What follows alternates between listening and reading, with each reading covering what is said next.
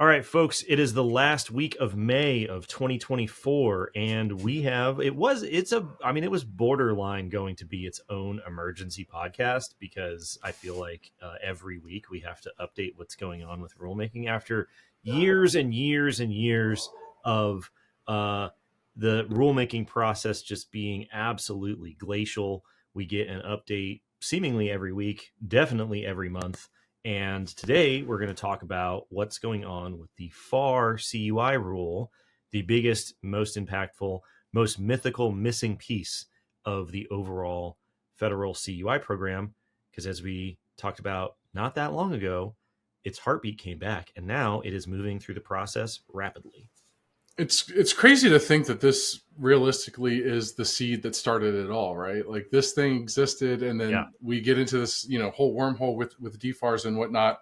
And now that we get through essentially to the end of the line of the process for the defense variation of what this rule represents, here we are breathing life back into the one that's going to encompass the entire federal government. And I think that a lot of people overlook the exact implications that this rule has. Yeah. On the federal contracting base. Yeah, absolutely. People think that everything is just a DoD specific, defense industry specific anomaly, and that is not true. It's, as we've talked about before, really the pain points exposed by the CUI program rollout and the requirements and the assessments and all the stuff are just leading indicators of what's coming for the other federal contracting supply chains, contractor bases. But we'll talk about that. Just to quickly get everybody up to speed, what the heck is going on with the FAR CUI rule? So the FAR CUI rule has officially left the Office of Federal Procurement Policy,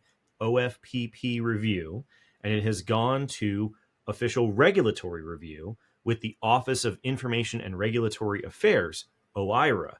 That is the last step before the rule would theoretically be published in the Federal Register as a proposed rule for everyone to read and comment on. So it's the final step before publication. The FAR CUI rule, as we've talked about before, is going to create a federal-wide contract clause requiring the implementation of NIST SP 800-171 for the protection of controlled unclassified information. Defense contractors and folks in that world have this imposed on them by a DoD contract clause known as DFAR 7012. Essentially, think of this as DFAR 7012 for everybody. And as we talked about before, the FAR CUI rule is the missing part of the original three-part plan of the federal CUI program that was designed to implement Executive Order 13556, establishing the Controlled Unclassified Information Program. We've been waiting on this thing now for almost a decade. It is the original harmonization before cybersecurity requirement and regulatory harmonization was the cool thing to say. And like I said, this is the last step before publication. We've been waiting forever. And so we've got a little bit of news for everybody to cover, but that's the high level summary of what's going on. Jacob, do you think that the process to implement the requirements associated or that are going to be attached with this rule itself will be less rocky or more rocky than the DoD's implementation of kind of the same method? And the reason I'm asking this is because the DoD is one agency specific, right? And this encompasses, what is it? It's like 20 or 19, 18 or 20, 19 agencies. Yeah, it's a bunch. So now you're going to, the DoD just has to harmonize what the DoD wants to do, right? Make sure that it goes in line with the federal government. And now you have to do this harmonization of a whole bunch of different agencies and what they specifically need into one rule. Do you think that would create more, combat? Like more argument and conversation back and forth in the rulemaking process that says, hey, this is great for you, Commerce, but us, Department of Energy, this doesn't work for us, right? You know what I mean?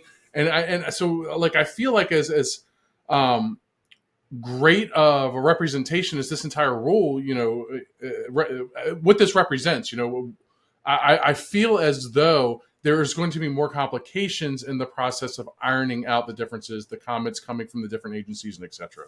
Oh, yeah, absolutely. So with DoD, it's just one worm. With the FAR CUI rule, it's the whole can of worms, right? We really only have one worm to deal with when we talk about DoD cyber rulemaking. This includes everybody. So, as we talked about, just maybe to cover the status of what's going on to give people a sense of scale.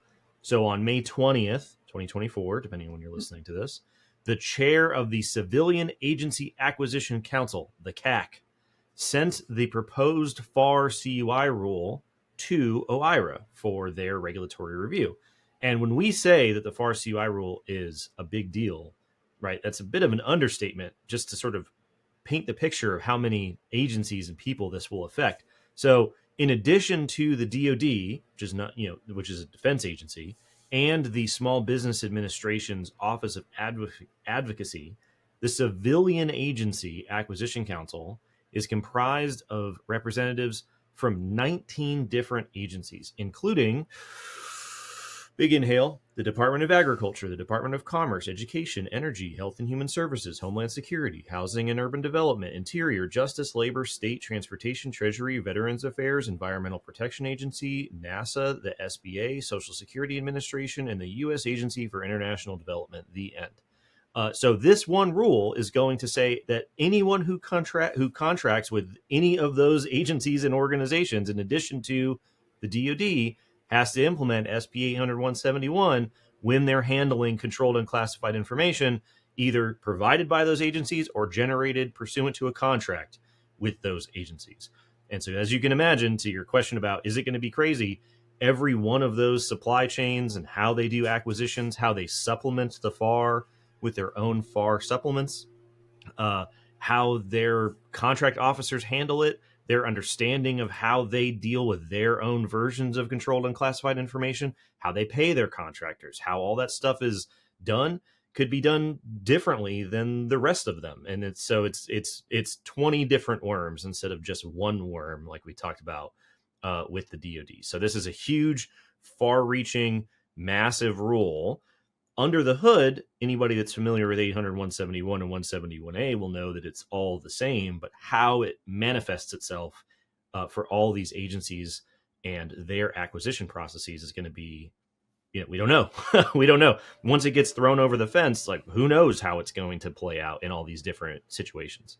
So quickly looking at this, as somebody that comes from commerce background, right? Working in commerce, I know that there are existing cybersecurity requirements that exist in that industry. I wonder if there was a way to tally across these 19 different sectors that is impacted by this rule.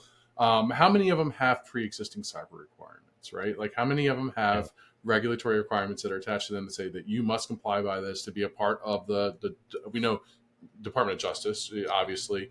Department of State, probably Homeland Security, all have something in place. But realistically, when you get into agriculture and things like that, the other thing that stands out to me about this list of the agencies that encompass this is that when it comes to the FAR CUI rule, they can no longer say you didn't consider the impact on small business because the Small Business Administration has a seat at the table, right? Right. So they can automatically say our administration's there. If they didn't speak up for you, they don't feel it's a problem, right? We already covered this. Exactly like what happens in the DoD rulemaking space, right? Is that we already talked to SBA. SBA already submitted their comments. We already dealt with it. You just have that same situation now blown up across all of the federal civilian agencies rather than just with the DoD. So yeah, I mean, there's a bunch of different ways that it could play out. The new dynamic that didn't exist back in 2016 when this rule was supposed to be published originally is the national cyber strategy, the push for national cyber regulation, all of the various agencies pursuing their own independent forms of regulation. The CUI program is really just designed to harmonize all of the existing data protection authorities that have been on the books for a really, really long time for all of these agencies.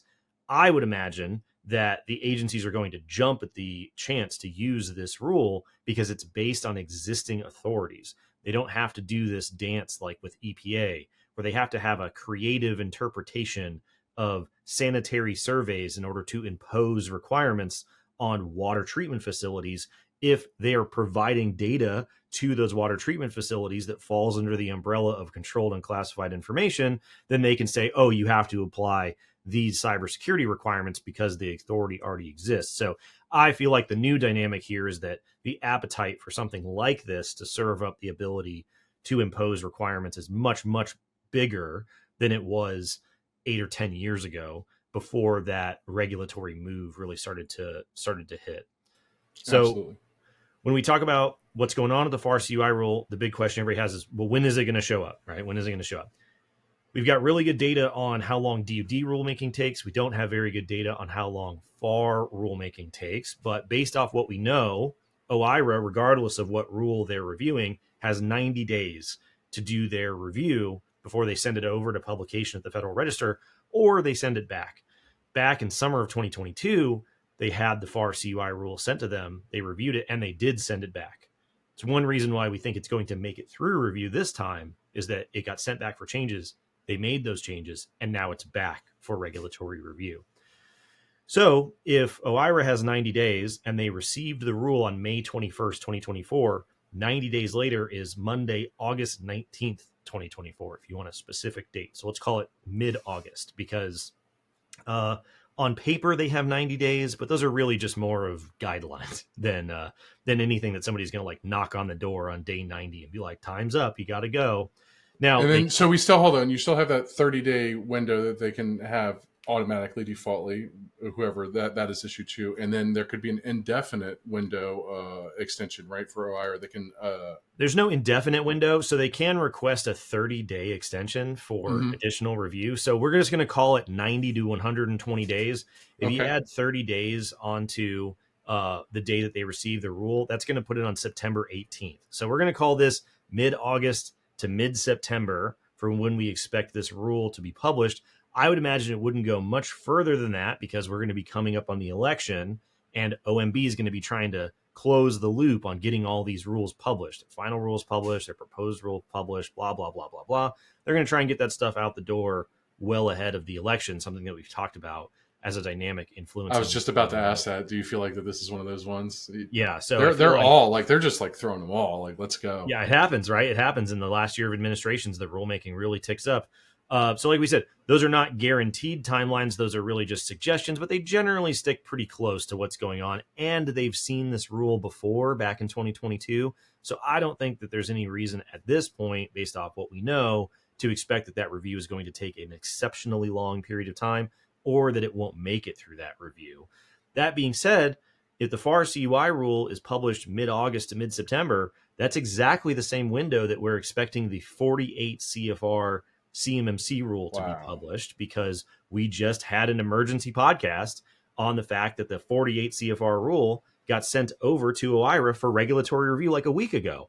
So we could easily, at the end of summer here, well, back to school, everybody, and you're open up your textbooks. The first assignment is to read two different mega cybersecurity acquisition rules: the 48 CFR CMMC rule that creates the DFARS, or that revises, the DFARS 252-204-70-21 contract clause that will tell you what level of CMMC certification you need, and the FAR CUI rule, which is going to impose requirements in SP 800-171 on all federal contractors. In addition to, who else knows what's in this bad boy? Because these rules are like 200 pages long whenever they get published. So there's probably all kinds of goodies and surprises that are buried in a rule that's been getting drafted for 8 years.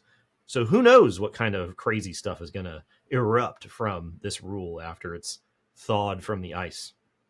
Okay. What if it's just stuff that we've already seen? Like you've always said. I say we say because I kind of had conversations with you, and I was like, yeah, that makes sense. But the canary in the coal mine, right? Like they're like, hey, DoD, thanks for everything. Yeah, I think it's probably going to be. I think it's probably going to be very familiar for people who are familiar with how DoD's cybersecurity rules and rulemaking and requirements have evolved over the last several years. I think it's going to be like speaking Greek to people who are outside of the defense space who see this rule for the first time. So there's probably going to be a lot of popcorn that's consumed by people in the defense space watching the wailing and gnashing of teeth of everybody seeing, like, people who just don't, what is 171? What is CUI? What is all this stuff? There are people out there who have no idea what any of this stuff is because this rule never showed up. The only place that it really, what is self-attestation and why should you stay away from all of those problems? It's freaking Groundhog Day.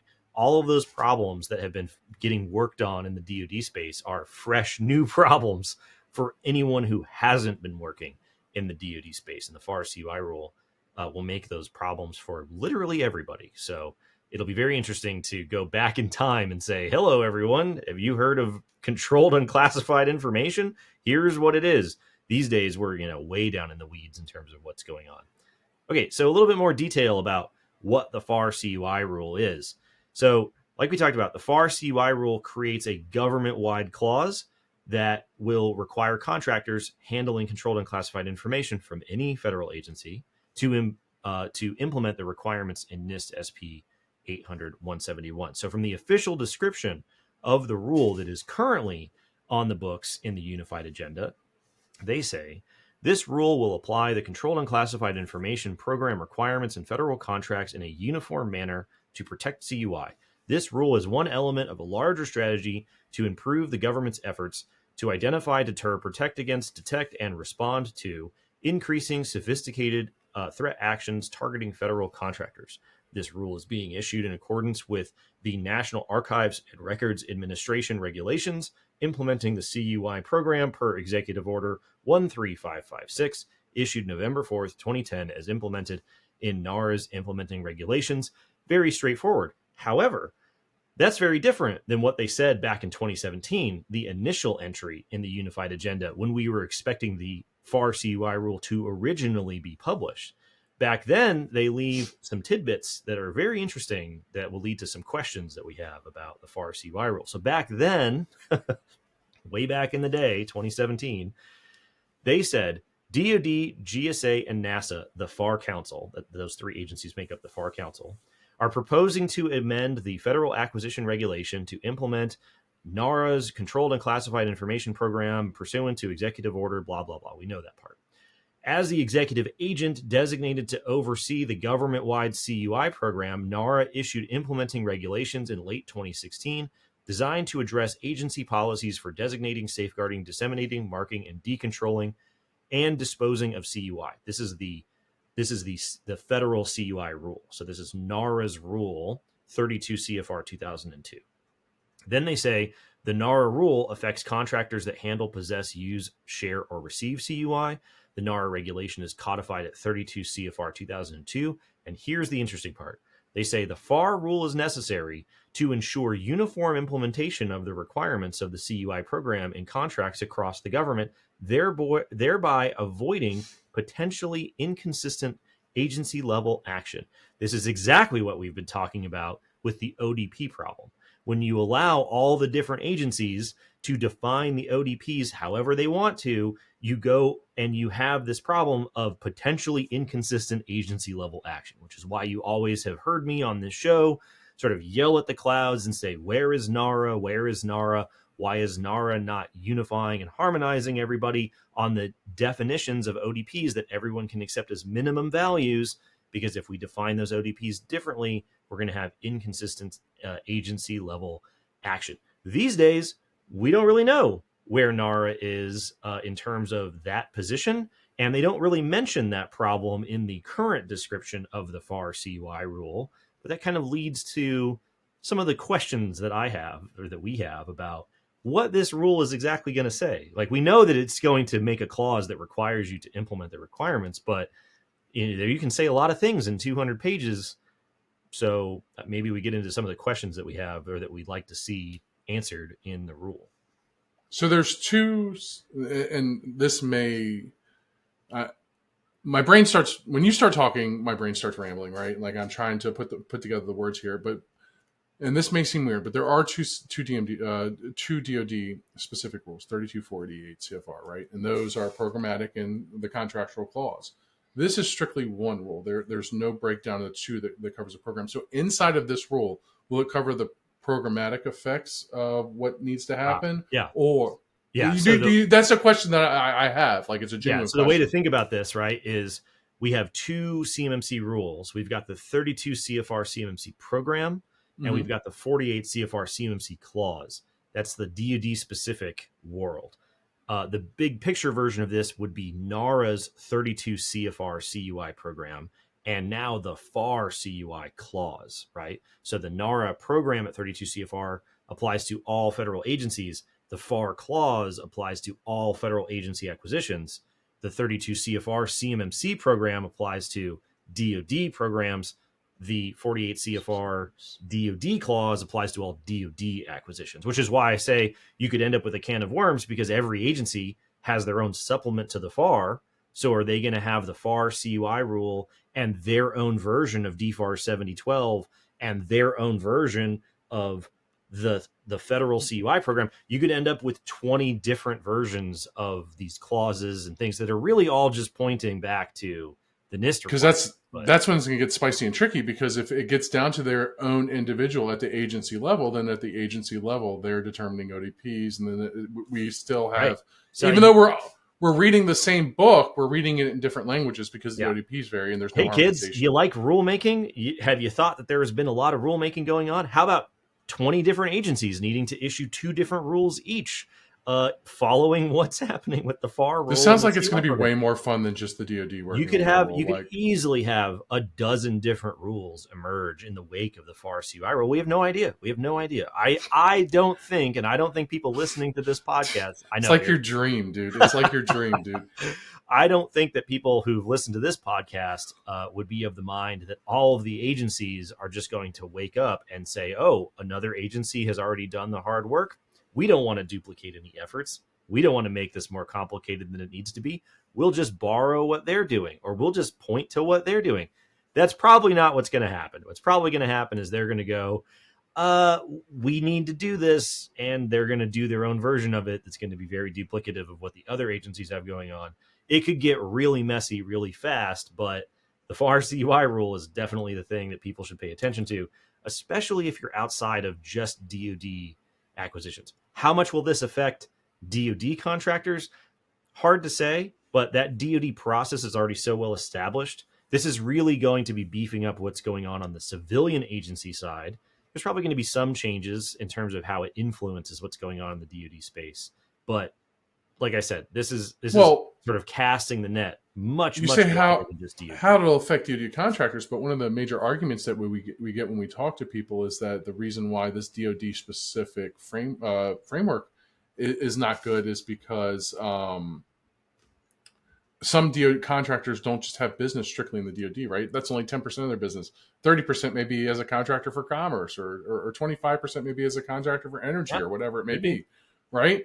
And so now that argument becomes null and void, because all along the intent was to harmonize and universalize. And we don't know. I mean, circa 2010 all the way through up to 2016, NARA was leading the charge. They were like, we're the executive agent. They had a badge. They were knocking on doors.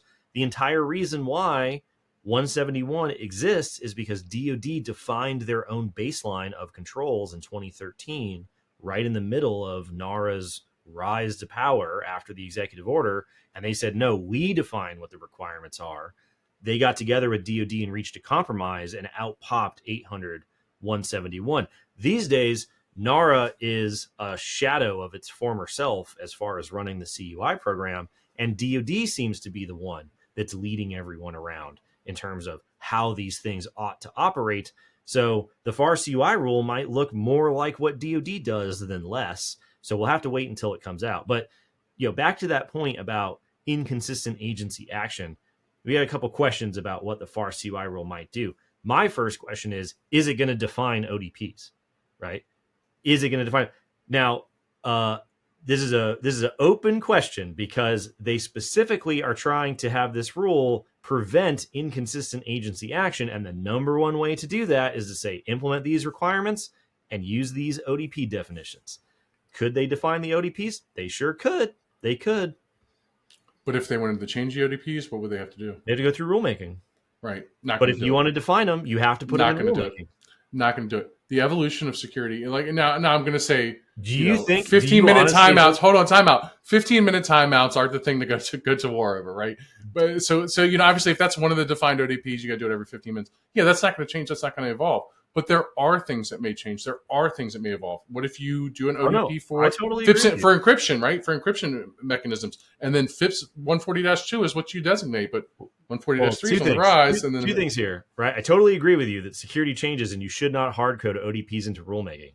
Do you think that the people writing the rules care at all about the fact that the rulemaking process is slow for defining the ODPs. I don't Depends think on how that's a much they like consideration. rulemaking. Maybe they just want to immediately jump back into it. Well, You don't know these here's the people. second point. We're going to define specific revisions of standards, but we're not going to define the ODPs.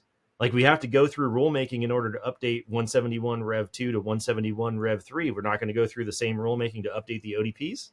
I mean, you give them the guidance document that they need. So you dictate the guidance document they're going to use. Inside that guidance document, it says that the organization that adopts this has the right to define these parameters. Right? Are we going to have? Yeah. So I don't know. Maybe the FAR CUI rule does it. Maybe the FAR CUI rule says all 20 of you agencies need to Dude, define I your own ODPs, and then you swear. have 20 different rules with 20 different sets of ODPs. I don't know. You know how like the government will issue a template and then every agency will like grab that default template and add their own little spice and pizzazz to it. Man, this is going to be insane, dude. So this gets to the next question. We're talking about defining ODPs. You know, I just went on this big diatribe on LinkedIn over the last couple of weeks, sort of wagging my finger at people saying that 171 has ODPs in it and has had ODPs in it all along. They're not new with 800 171 Rev 3. Don't be fooled by the formatting. But, you know, when you talk to people, they'll say 171 Rev 2 doesn't have ODPs in it because the requirements don't say the word organizationally defined, blah, blah, blah. So which revision of 800 171 is the FAR CUI rule going to specify?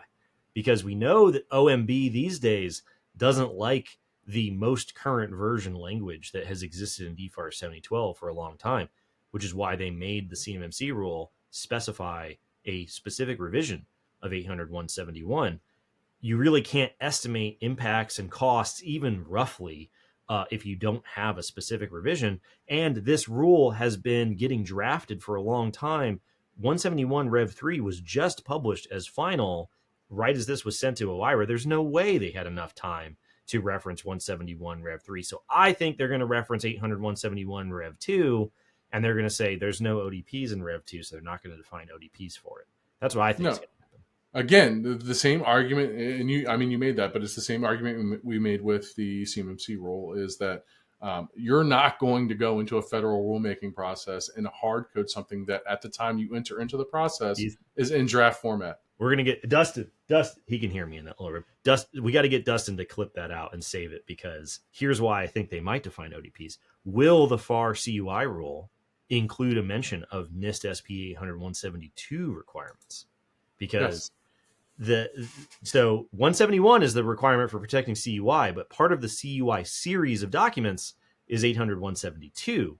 And I have a very hard time believing, given the nature of what's going on in the world, that agencies like NASA are not going to be interested in a higher level of protections for their data, for whatever it happens to be. And 800 172 has ODPs in it. So they're going to have to define those somewhere. Maybe it'll be in the rule. Maybe they'll define ODPs for 800 172, but not for 800 171.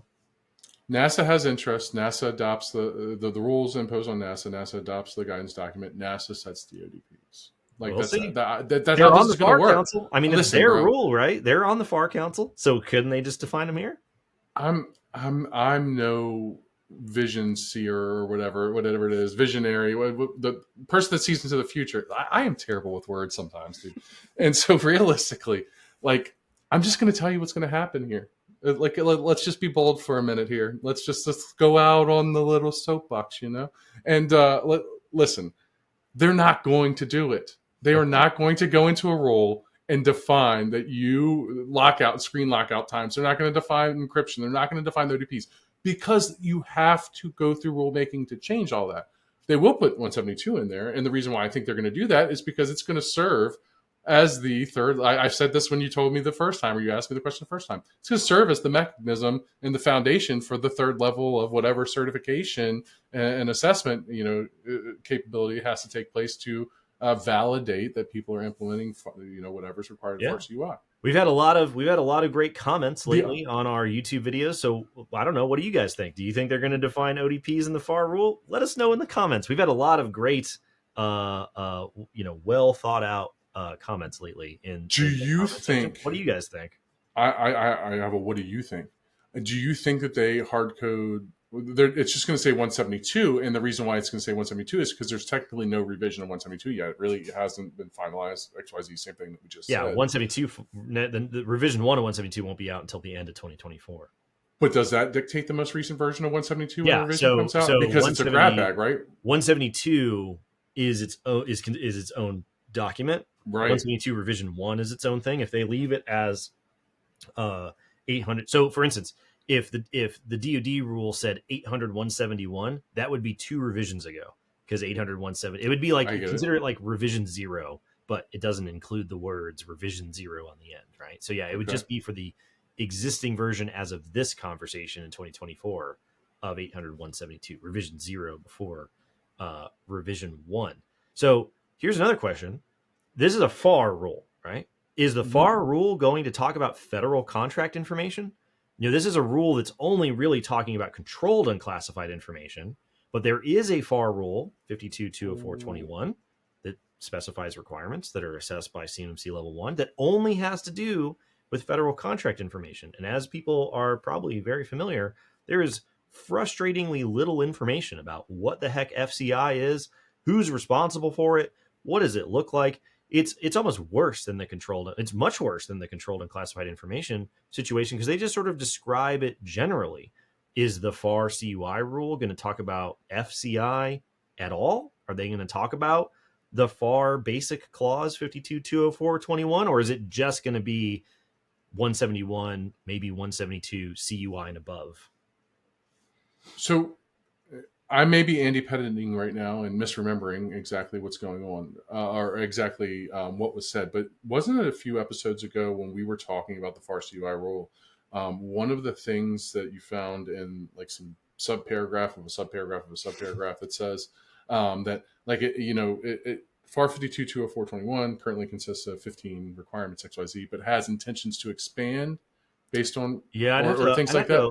I'd have to look. Do you remember what I'm talking? Right, Yeah, I'm not making this up, right? I just want to make sure that it wasn't something that happened in a dream, and like I'm just trying to bring it, speak it into fruition. I don't know what it is, but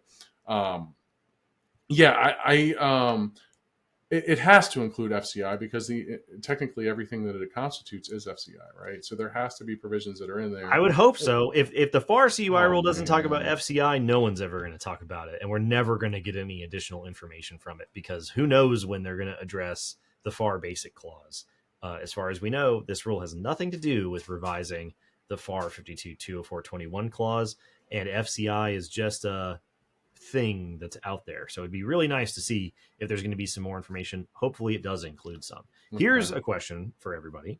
Do you think there's going to be some sort of dictated phased rollout by the FAR Council for the various agencies? Because there's a phased rollout for including CMMC clauses in DoD contracts by the DoD, but how are you going to have a universal rollout for 20 different agencies? Those agencies are in charge of what's going on with their acquisition. So are we going to have 20 different rollouts? Is there even going to be a rollout? Is it just going to show up the day that the rule is final and effective, and then boom, it is in all contracts going from that point forward? Is it going to vary from agency to agency? Nobody knows.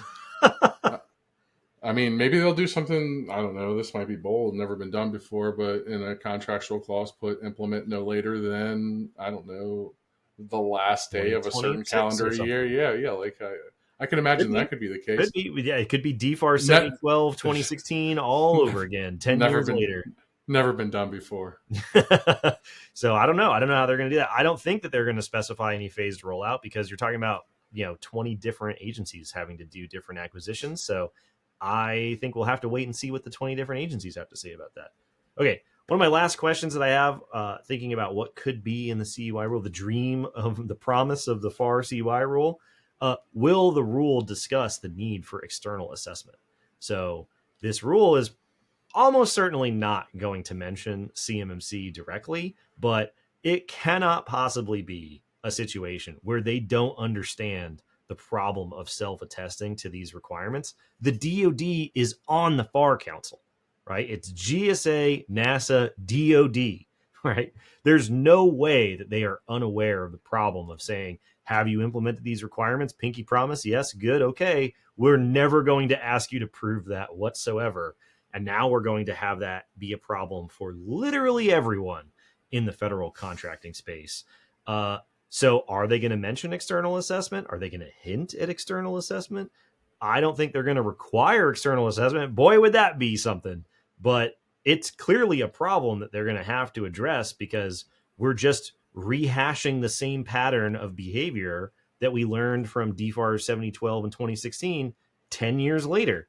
So we're going to come out with a clause. People are going to self-attest to it. A couple years are going to go by. We're all going to be surprised that self-attestation doesn't work. And then we're going to go, oh man, we need a mechanism for proving implementation. Have you heard of CMMC before? So are we going to wait years for that to happen? Or are we just going to rip the Band-Aid off and do it now?